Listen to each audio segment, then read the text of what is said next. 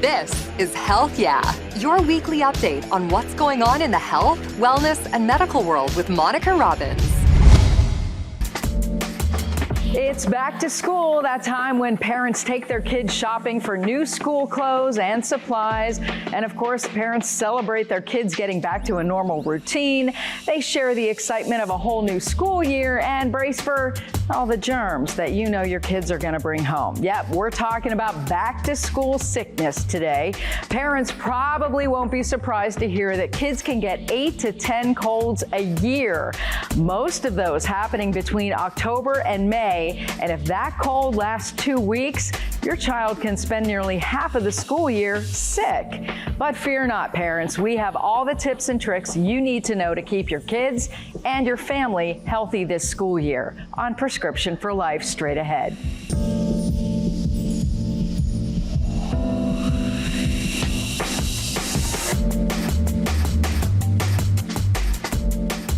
Thank you so much for joining us. I'm Monica Robbins. It is an exciting time of year for our little ones, but back to school also means back to sniffles, back to coughs, back to stomach bugs. You know what I'm talking about. Sleepless nights, lots of tears, and buckets by the bed. Being a parent of a young one in daycare or school is not for the faint of heart, and those colds can ravage the entire family. It starts with the little one, and before you know it, the entire household is down for the count. So what do you do to keep your kiddos healthy during the school year? Well, colds are inevitable. There is no magic potion that is going to prevent them altogether, but there are some ways to minimize the impact of the inevitable. We turn to our Cleveland Clinic expert for more. We are joined now by Dr. Gina Robinson, a pediatrician with Cleveland Clinic. So glad you're here. Thank you. I'm glad to be here. It is back to school time, and all the parents are scrambling, trying to get, all of the supplies the kids need. Is that going to include cold and flu medicine? Probably a little bit more than usual. There's always a few handy things that people like to have around, but I think last fall kind of put a scare in people, and they're probably going to be extra prepared this fall. So what are the things that parents need to be aware of? I mean, how many colds do kids get every year? People are always surprised to hear that kids can get 8 to 10 colds in the cold season. So that's not throughout the year, that's concentrated in the fall and winter and early spring. So that can end up being every couple of weeks, it seems like my child is sick. And people come in and say that all the time, and that they are kind of getting over something and getting something else. There's always a germ waiting in the wings to take its place on center stage. That's a lot of missed school. It can be, especially with fevers. We don't want kids to go to school when they have a fever. You're more contagious at that time in the illness. So it can end up being a lot of missed school, but it can also end up, if we're not overreactive to symptoms, not being too bad. What about when the kid comes home and gives it to everybody else in the household? Yeah. Is there any way to sort of kind of prevent that? Unfortunately, it's hard because often we're contagious before we even have really symptoms that we're aware of. But washing our hands carefully, trying to be careful about that part will help to reduce some of the germ spread. And then also when someone is sick, having them kind of stay on the couch or stay in their room. They don't have to isolate themselves necessarily in the house, but just keeping them in one area and trying to keep them from spreading everything around the house is a good idea. All right, I'm going to ask you to be a fortune teller. We don't know what the season's going to be like, but what would you advise parents? Make sure you have this in the medicine cabinet. Yes, I would recommend that parents have some type of fever reducer, and don't be afraid of fever itself, because fever is part of the body's response to the illness. So you don't have to feel like you have to jump on every fever and get rid of it, but you do want to keep your kids comfortable. And when the fevers are getting high and they're achy and uncomfortable, that's the time you want to use your acetaminophen or your ibuprofen. Cough suppressants, I'm not a big fan of cough medicines in general, but sometimes you're coughing all night and you can't sleep and you need a cough suppressant. So for an elementary school age child and up, I think it's okay to try a dose of something to try to quiet down the cough and get some sleep.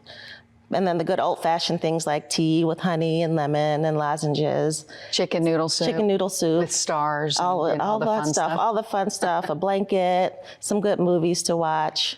So you talked about fever. When is it time that parents need to be concerned about fever? And it depends on the age of the child. So when we're talking about a newborn, we're concerned about anything above 100.4. We're considering that a fever that's concerning enough to at least call your pediatrician, if not, bring your child in to be seen. When you're older than 2 months, the fever can go a little bit higher, and sometimes people get worried when fevers go up to 104. That's high, but it's also possible to have a fever that high with a viral illness.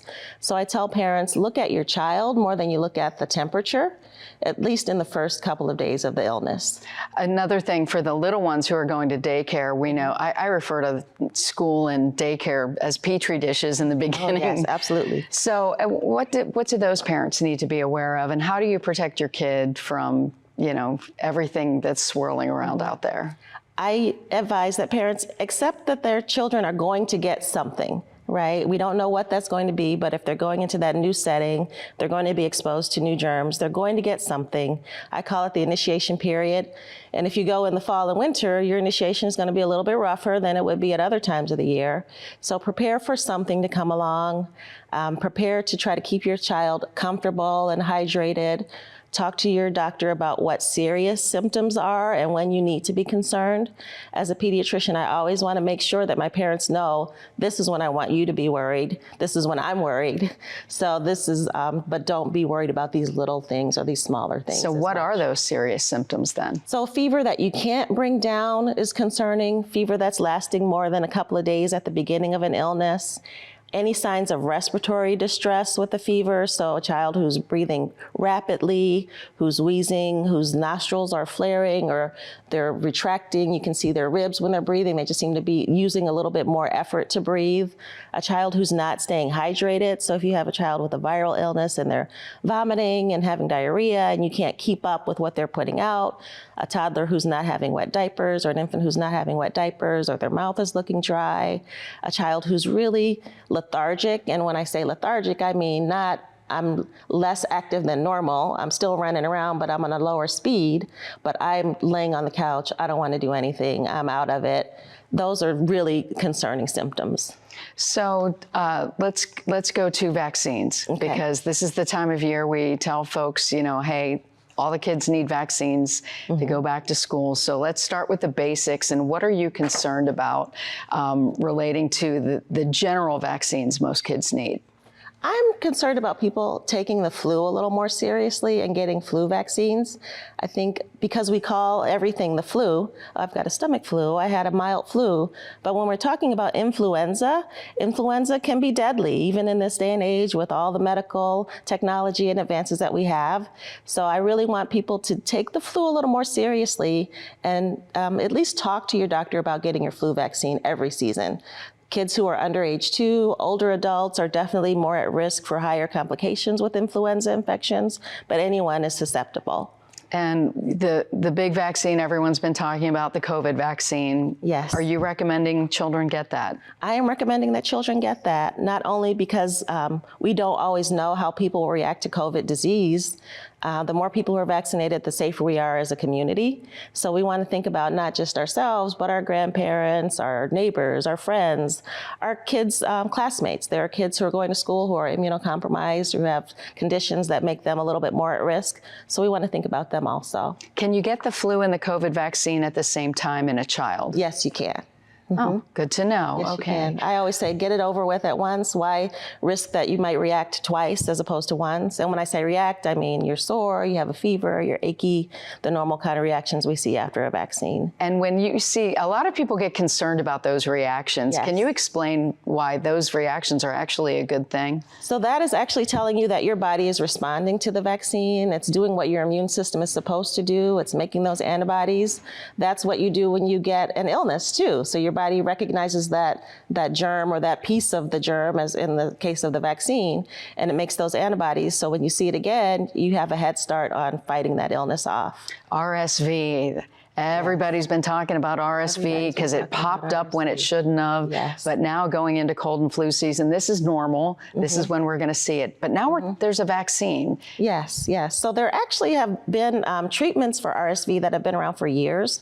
There are monoclonal antibodies, which are different from the vaccine. We're actually giving antibodies to someone.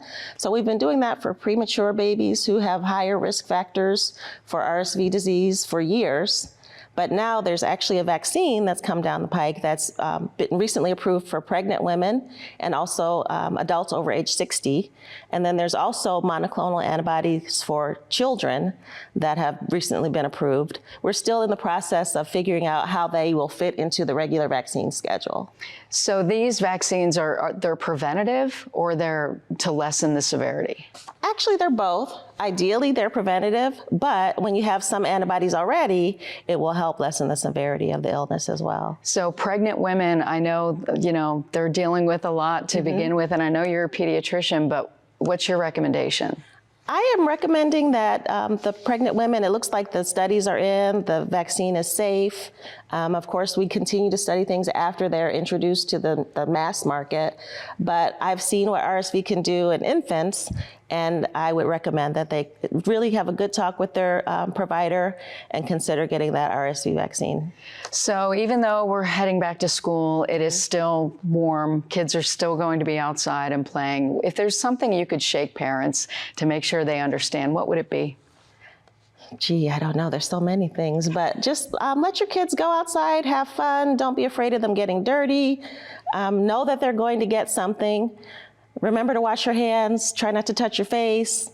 If you are sick, take a look at what symptoms you're having and consider what you need to do in that individual instance. Any final advice for parents? Have fun with your kids. They grow up fast, and just be aware, be ready, but don't be hypervigilant, because we're all going to get something at some point, unfortunately. And that's not a bad thing. Yeah, it's not a bad thing, because then you're stronger the next time you see it. All right, Dr. Robinson, thank you so much. You're welcome. It's my pleasure. So the moral of the story, your kids are going to get sick, but hopefully you can keep those colds to a minimum. When your little one does get sick, there are ways to make them more comfortable while they fight it. Here's more from our Minneapolis station. If your child has a fever, obviously fever-reducing medicine like children's Tylenol is an option. Just check with your doctor about what kind and how much you can give your child for their age and weight. But beyond medicine, there are things you can do to make your child more comfortable when they're sick. First, a lukewarm washcloth on their head or lukewarm bath can help evaporate some of the heat they're feeling. That's a tip from Dr. Nancy Waller, pediatrician with M Health Fairview. You can steam up your bathroom by turning on your shower pretty hot and just having kids sit in the bathroom for about 15 minutes and breathe that kind of hot, steamy air. Of course, humidifiers are great too, but Dr. Waller says be careful how hot the water in it is in case you have a toddler or curious child who might tip it over. Dealing with a cough, Children's Healthcare of Atlanta recommends having your child sleep at an incline because many times that coughing is caused by postnasal drip. However, that's only for older children because the safe way for babies to sleep is flat without anything in their crib. The CDC also recommends honey for throat pain and cough, but only for children over the age of 1. The priority, though, making sure your child doesn't get dehydrated. And the goal really is to make them more comfortable so that they'll want to drink a little more, stay hydrated while they try to fight off their illness. And if you think parents like you are getting sick more than your child-free neighbors, you're right. We verified it. Every time I visit my nieces and nephews, I come home with just a little scratch in my throat. I'm even more impressed when parents seem just not faced by the colds or runny noses. Do parents have a better immune system than people without kids? The short answer is no, but parenthood does have some health benefits. My sources today are UF Health Jacksonville's Director of Accreditation and Infection Prevention, Chad Nielsen, a Carnegie Mellon University study, and a study from the Babraham Institute. The research indicates that parents of small kids, particularly under 6 years old, tend to be more sick than people who don't have kids. Nielsen explains that kids are often sick with the common cold, rhinovirus, or adenovirus, which you don't develop immunity to. It's all about good hygiene and safe practices to keep those germs from spreading. Most kids under 6 have very weak immune systems because they're maturing and growing. They also don't necessarily have the best hand hygiene or respiratory cough etiquette, and so that inevitably passes on to the parents. He says that cycle repeats every 2 to 3 months, whereas people who don't have kids usually aren't exposed to these viruses as often. One study done at Carnegie Mellon found that parents were 52% less likely to get a cold than non-parents, but they ended up attributing it to something more psychological. A 2016 Baberham Institute study found that being a parent seemed to rewire your immune system as much as the stomach flu does, but it did not find one immune system better than the other, just different. Nielsen says for all the aunts and uncles and other visitors who get sick after being around the kiddos, step up your hygiene when you're around the little ones, and that will help protect you from the common colds they often have. With your Verify, I'm Leah Shields. You're going to hear me say it about 10,000 times between now and May. Wash your hands, wash your hands, wash your hands, and please encourage your kids to wash their hands too. Stay strong out there, parents. You can make it until next summer, I promise. Thanks so much for joining us today. We'll be back here next week with another edition of Prescription for Life. I'm Monica Robbins, wishing you good health. Thank you so much for tuning into Health Yeah. Please find me on Twitter and Instagram at Monica Robbins. Like and follow my Facebook page, Monica Robbins WKYC. Find video podcasts at Monica Robbins channel on YouTube. And please subscribe. Wishing you great health and hope to see you again soon. Thanks for listening to Health Yeah with Monica Robbins from WKYC Studios. Subscribe now so you never miss an update. And find more on everything you heard here on WKYC.com and on the WKYC app.